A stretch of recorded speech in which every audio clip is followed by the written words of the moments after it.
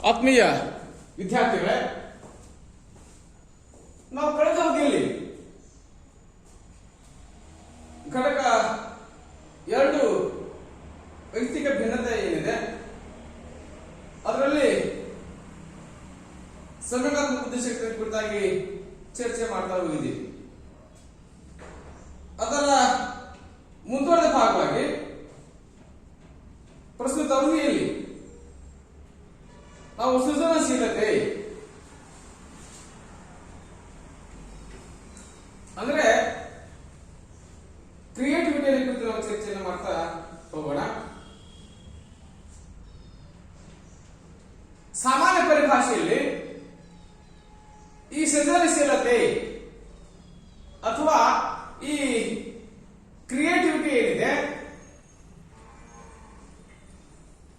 ಇದು ಹೊಸ ವಸ್ತುವನ್ನು ಸೃಷ್ಟಿ ಮಾಡತಕ್ಕಂತಹ ಸಾಮರ್ಥ್ಯ.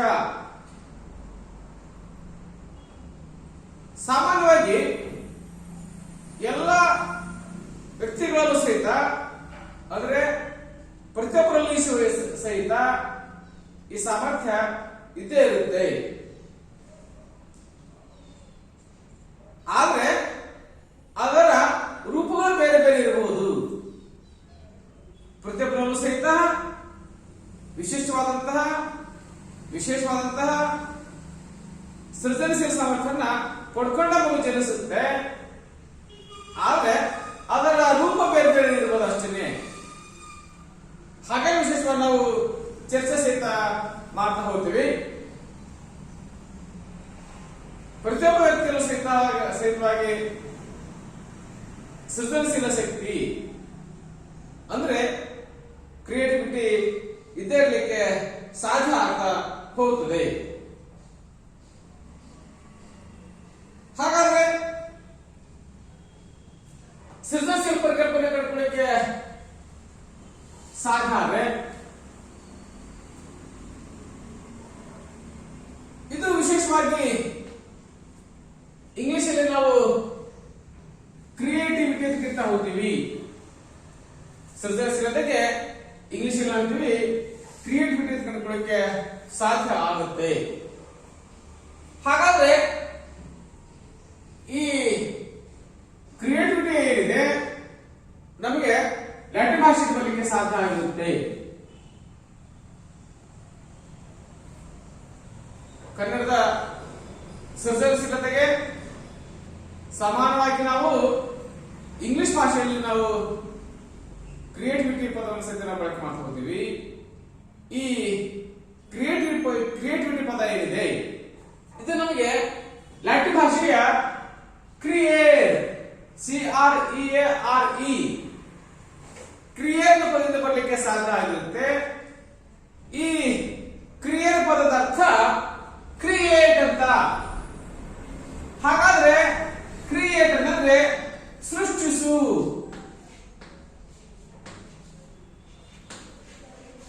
ಹಾಗಾದ್ರೆ ಏನನ್ನು ಸೃಷ್ಟಿಸುವುದು? ಈ ಮೊದಲು ಇಲ್ಲದೇ ಇದ್ದಂತೆಲ್ಲ ಸೃಷ್ಟಿಸುವುದು, ಹೊಸ ವಸ್ತುಗಳನ್ನು ಸೃಷ್ಟಿ ಮಾಡತಕ್ಕಂಥ ಪ್ರಕ್ರಿಯೆ ಅಥವಾ ಬುದ್ಧಿಶಕ್ತಿ ಏನಿದೆ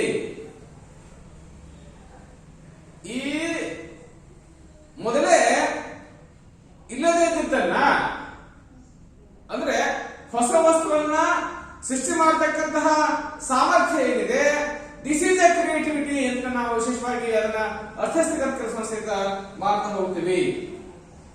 ಹಾಗಾಗಿ ಹೊಸ ವಿಚಾರಗಳನ್ನ ಹೊಸ ಸಂಬಂಧಗಳನ್ನ ಹುಡುಕತಕ್ಕಂಥ ಪ್ರಕ್ರಿಯೆ ಅಥವಾ ಅಭ್ಯಕ್ತಪಡಿಸ್ತಕ್ಕಂಥ ಸಾಮರ್ಥ್ಯ ಏನಿದೆ ಅದನ್ನ ವಿಶೇಷ ನಾವು ಆ ಕ್ರಿಯೇಟಿವಿಟಿ ಕಂಡುಕೊಳ್ಳಕ್ಕೆ ಸಾಧ್ಯ ಸಹಿತ ಆಗ್ತಾ ಹೋಗುತ್ತದೆ. ಸೃಷ್ಟಿಸುವುದು ಅಂತಂದ್ರೆ ಏನನ್ನು ಸೃಷ್ಟಿಸುವುದು? ಹೊಸದನ್ನ ಸೃಷ್ಟಿ ಮಾಡತಕ್ಕಂಥ ಪ್ರಕ್ರಿಯೆ, ಹೊಸತನವನ್ನ ಅಸ್ತಿತ್ವಕ್ಕೆ ತರ್ತಕ್ಕಂಥ ಪ್ರಕ್ರಿಯೆ. ನಾ ಹೇಳಿದಾಗಲೇ ಈ ಮೊದಲು ಇಲ್ಲದೇ ಇದ್ದದ್ದನ್ನ ಹೊಸದಾಗಿ ಸೃಷ್ಟಿ ಮಾಡತಕ್ಕಂಥ ಪ್ರಕ್ರಿಯೆ. ಯಾರಿಗೂ ಗೊತ್ತಿರಲಾರದನ್ನ ಸೃಷ್ಟಿ ಮಾಡತಕ್ಕಂತಹ ವಿಧಾನ ಏನಿದೆ ಅಥವಾ ಸಾಮರ್ಥ್ಯ ಏನಿದೆ ಅದನ್ನು ವಿಶೇಷವಾಗಿ ಅಂತ ಇದ್ದಂತಹ ಕ್ರಿಯೇಟಿವಿಟಿ ಅಥವಾ ಸೃಜನಶೀಲತೆ ಕಂಡುಕೊಳ್ಳಕ್ಕೆ ಸಾಧ್ಯಾಸಾಧ್ಯ ಆಗ್ತಾ ಹೋಗ್ತದೆ. ಮತ್ತೆ ಹೊಸ ರೀತಿ ಕಲ್ಪನೆ ಮಾಡತಕ್ಕಂಥ ವಿಧಾನ ಅಂದ್ರೆ ಬೌದ್ಧಿಕ ಆವಿಷ್ಕಾರಗಳ ಮೂಲಕವಾಗಿ ಹೊಸ ರೀತಿಯ ಕಲ್ಪನೆ ಮಾಡತಕ್ಕಂಥದ್ದು, ವಿಭಿನ್ನ ಊಹೆ ಮಾಡತಕ್ಕಂತಹ ಸಾಮರ್ಥ್ಯ ಏನಿದೆ ಅದನ್ನ ನಾನು ವಿಶೇಷವಾಗಿ ಕ್ರಿಯೇಟಿವಿಟಿ ಕಂಡುಕೊಳ್ಳಕ್ಕೆ ಸಾಧ್ಯಾಸಾಧ್ಯ ಆಗ್ತಾ ಹೋಗ್ತದೆ. ಹಾಗಾಗಿ ಸೃಜನಶೀಲತೆ ಹೊಸದಾಗಿ ಏನು ಇರಲಿಕ್ಕೆ ಸಾಧ್ಯ ಇಲ್ಲ. ಎಲ್ಲರಲ್ಲಿಯೂ ಬರ್ತಾ ಇರಬಹುದಾದಂತಹ ಒಂದು ಸಾಮಾನ್ಯ ಸಾಮರ್ಥ್ಯ ಕೆಲವರೆಲ್ಲದು ಪ್ರದರ್ಶನ ಆಗ್ತದೆ ಅಥವಾ ಅಭಿವ್ಯಕ್ತಿಗೊಳ್ಳಿಕ್ಕೆ ಸಾಧ್ಯ ಆಗ್ತದೆ. ಕೆಲವರಲ್ಲಿ ಸೂಕ್ತವಾಗಿ ಹಾಗೆ ಇದಕ್ಕೆ ಕಾರಣ ಆಗ್ತದೆ. ಹಾಗಾಗಿ ಯಾರು ಅದನ್ನ ಅಭಿವ್ಯಕ್ತಗೊಳಿಸಲಿಕ್ಕೆ ಇಷ್ಟಪಡ್ತಾರೆ ಅದು ಅಭಿವ್ಯಕ್ತಗೊಳ್ತದೆ. ಹೊಸ ವಸ್ತುವಿನ, ಹೊಸ ರೀತಿಯ ಚಿಂತನೆಯ, ಹೊಸ ರೀತಿಯ ಊಹೆ ಮೂಲಕ ಅದು ಅಭಿವೃದ್ಧಿಗೊಳ್ಳಕ್ಕೆ ಸಾಧ್ಯ ಆಗ್ತದೆ. ಇನ್ನು ವಿಶೇಷವಾಗಿ ಚರ್ಚೆ ಮಾಡ್ತಾ ಹೋದಂತೆ ಅದರ ವ್ಯಾಖ್ಯಾನ ನಾವು ನೋಡ್ತಾ ಹೋಗ್ತೀವಿ. ಮನೋವಿಜ್ಞಾನಿ ವಿಲ್ಸನ್, ಗಿಲ್ಫೋರ್ಡ್ ಮತ್ತು ಕ್ರಿಸ್ಟರ್ಸನ್ ಪ್ರಕಾರ, ಮನೋವಿಜ್ಞಾನಿ ವಿಲ್ಸನ್, ಗಿಲ್ಫೋರ್ಡ್ ಮತ್ತು ಕ್ರಿಸ್ಟರ್ಸನ್ ಪ್ರಕಾರ ಹೊಸ ವಿಚಾರ ಇಲ್ಲವೇ ಹೊಸ ವಸ್ತುವನ್ನು ಸೃಷ್ಟಿಸುವ ಪ್ರಕ್ರಿಯೆ ಏನಿದೆ ಅದನ್ನು ಹೇಳ್ತಾ ಹೋದರೆ ಮನೋವಿಜ್ಞಾನಿಗಳಾಗಿರ್ತಕ್ಕಂತಹ ವಿಲ್ಸನ್, ಗಿಲ್ಫೋರ್ಡ್ ಮತ್ತು ಕ್ರಿಸ್ಟರ್ಸನ್ ಹೇಳ್ತಾ ಹೋಗ್ತಾರೆ, ಹೊಸ ವಿಚಾರ ಇಲ್ಲವೇ ಹೊಸ ವಸ್ತುವನ್ನ ಸೃಷ್ಟಿಸುವ ಪ್ರಕ್ರಿಯೆ. ಹೊಸ ವಸ್ತು ಅಂತಂದ್ರೇನು?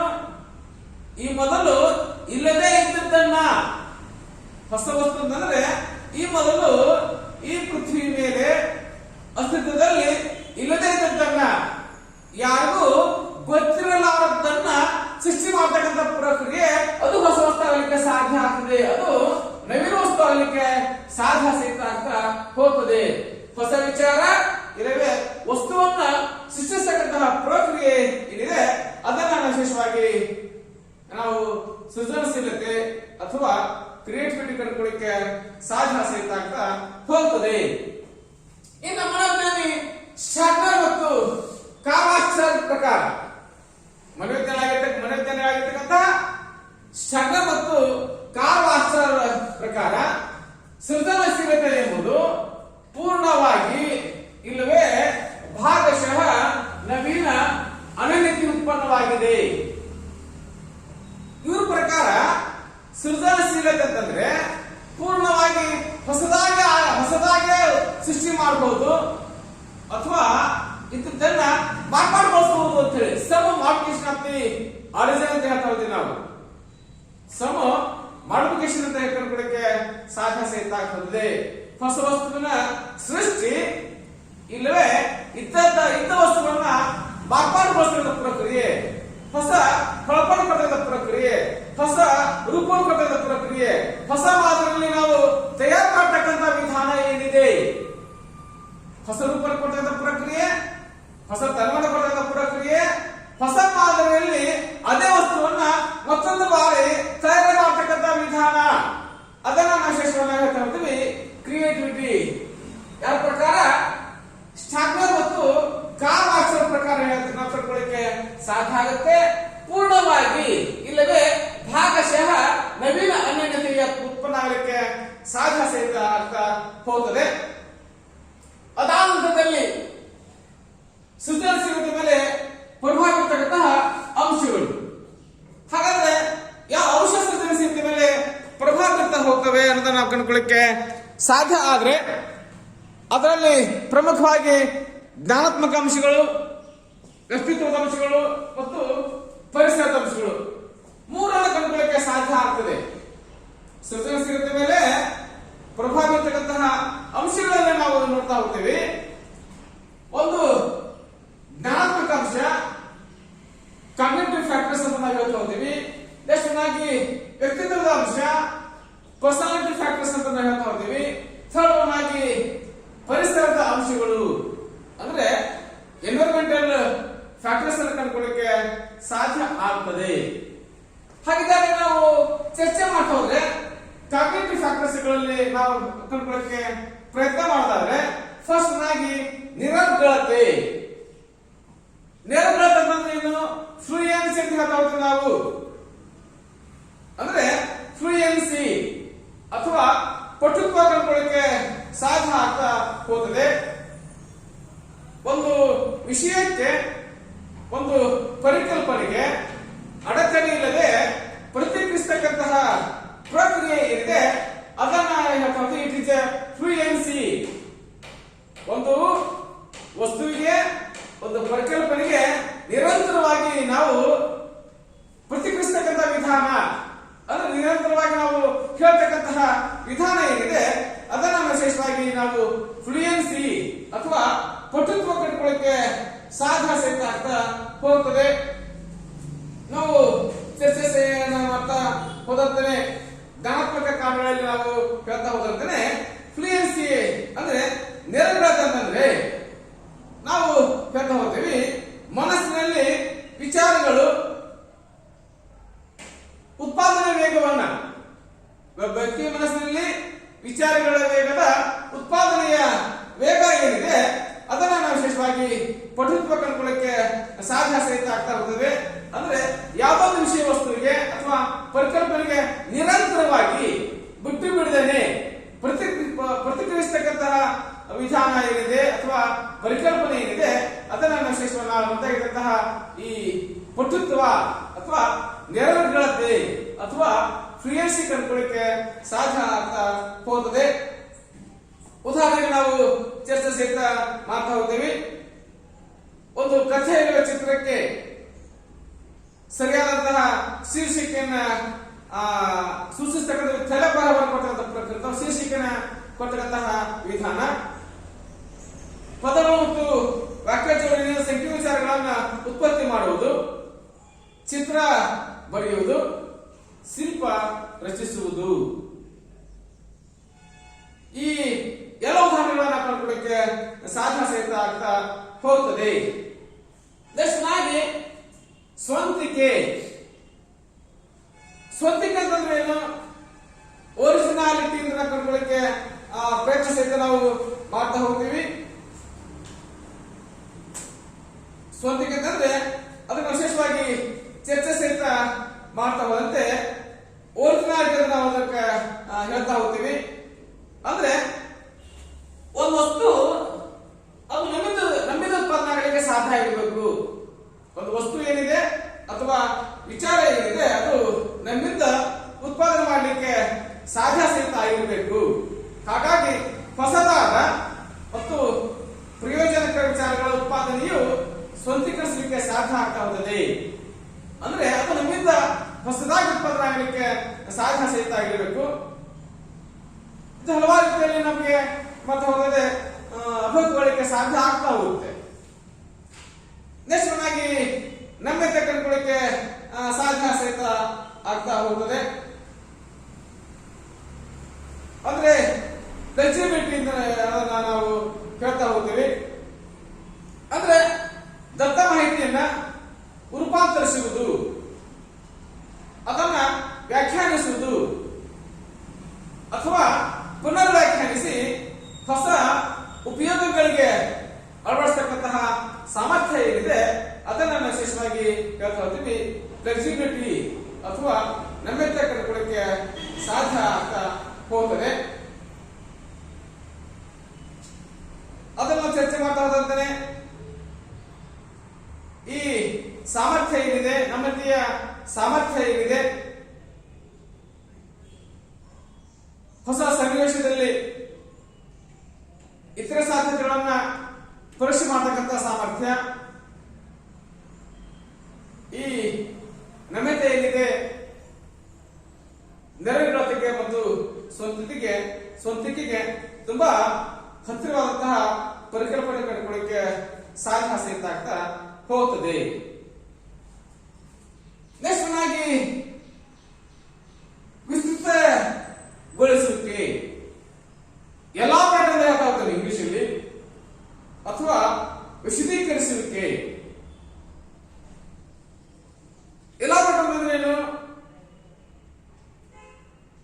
ವಿಷಯವನ್ನ ದೀರ್ಘವಾಗಿ ಹೇಳ್ತಕ್ಕಂತಹ ಪ್ರಕ್ರಿಯೆ. ಎಲಾಬರೇಟ್ ಅಂದ್ರೆ ಒಂದು ಚಿಕ್ಕ ಕಥೆಯನ್ನ ಅಥವಾ ಒಂದು ಚಿಕ್ಕ ದೃಷ್ಟಾಂತವನ್ನ ಅದರಿಂದ ದೀರ್ಘವಾಗಿ ಬರ್ತಕ್ಕಂತಹ ವಿಧಾನ ಏನಿದೆ ಅದನ್ನ ವಿಶೇಷವಾಗಿ ನಾವು ಕಂಡುಕೊಳ್ಳಿಕ್ಕೆ ಸಾಧ್ಯ ಆಗ್ತದೆ.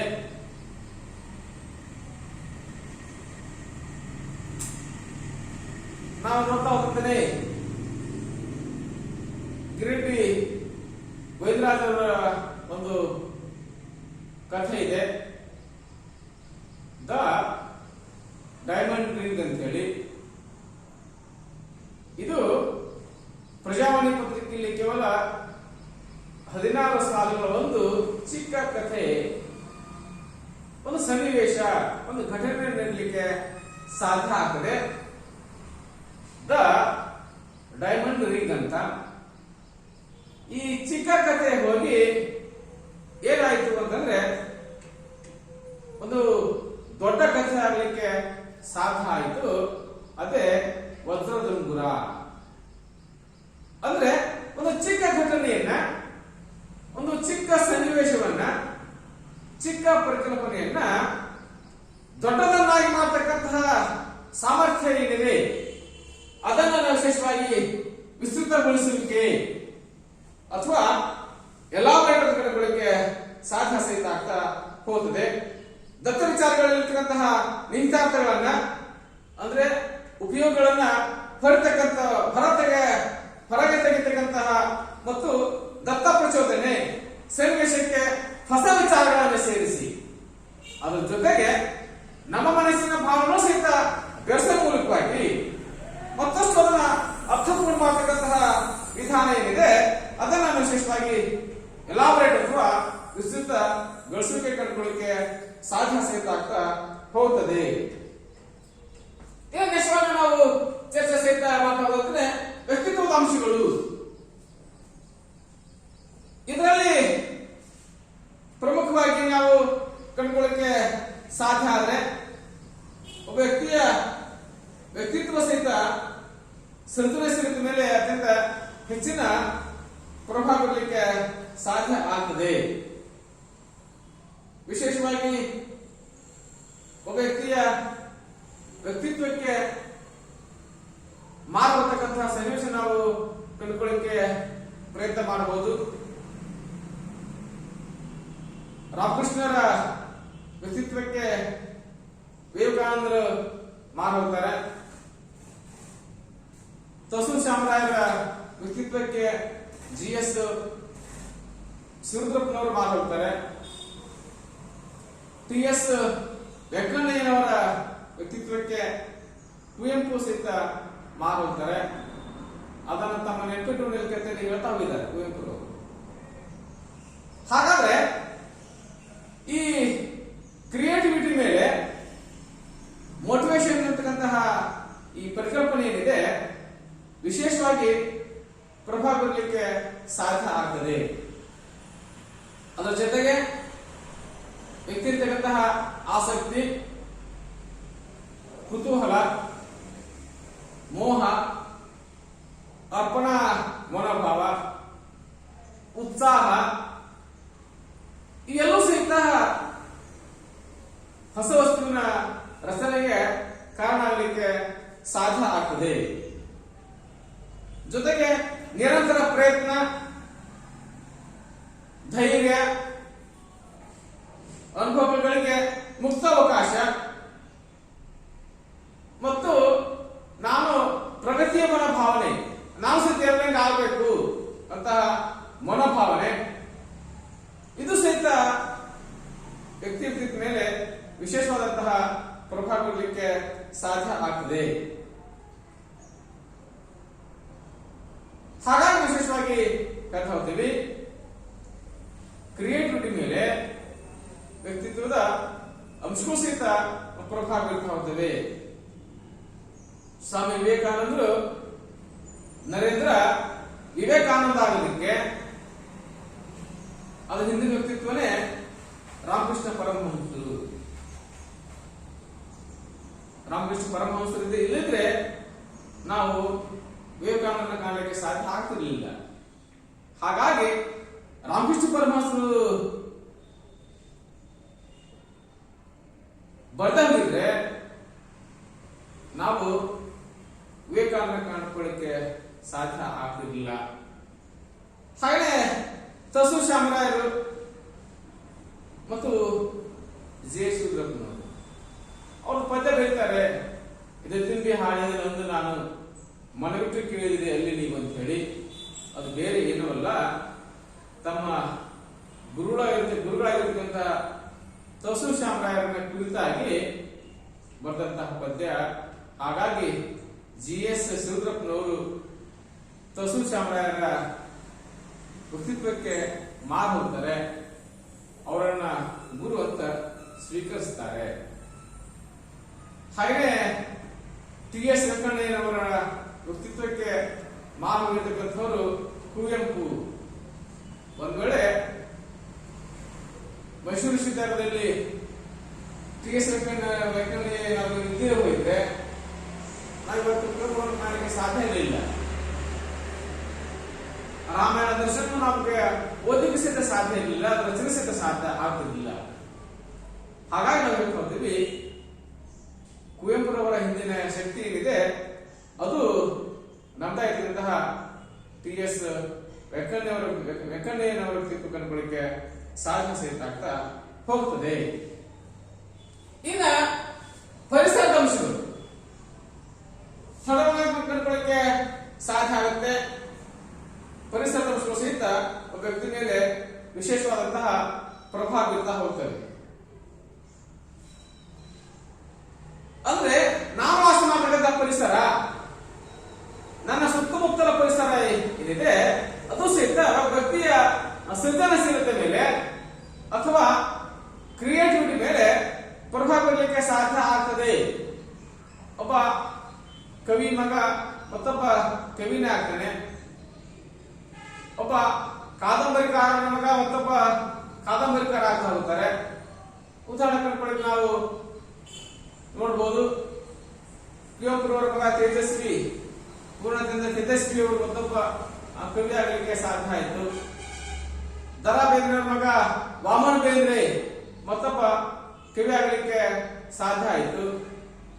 ಡಿ.ವಿ. ಗುಂಡಪ್ಪನವರ ಮಗ BGL ಸ್ವಾಮಿಯವರು ಮತ್ತೊಬ್ಬ ಕಾದಂಬರಿಕಾರರು ಕಥೆಗಾರರು ಕವಿ ಆಗಲಿಕ್ಕೆ ಸಾಧ್ಯ ಆಯಿತು.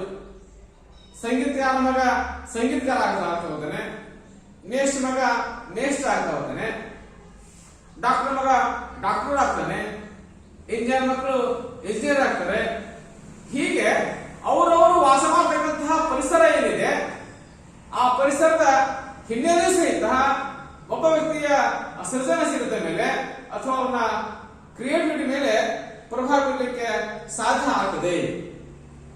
ಹಾಗಾಗಿ ವಿಶೇಷವಾಗಿ ಹೇಳ್ತಾ ಹೋಗ್ತೀವಿ, ಅವನ ಶಾಲೆ, ಅವನಿಗೆ ಪಾಠ ಮಾತಾಡಿದ ಶಿಕ್ಷಕರು, ಆ ಶಿಕ್ಷಕರ ಸಾಧನೆ, ಅವರ ವ್ಯಕ್ತಿತ್ವ, ಅವರ ಹಾವಭಾವಗಳಾಗಿರ್ಬೋದು, ಎಲ್ಲವೂ ಸಹಿತ ಮಗುವಿನ ಸೃಜನಶೀಲತೆ ಮೇಲೆ, ವ್ಯಕ್ತಿಯ ಸೃಜನಶೀಲತೆ ಮೇಲೆ ಪ್ರಭಾವ ಬೀರಲಿಕ್ಕೆ ಸಾಧ್ಯ ಆಗ್ತದೆ.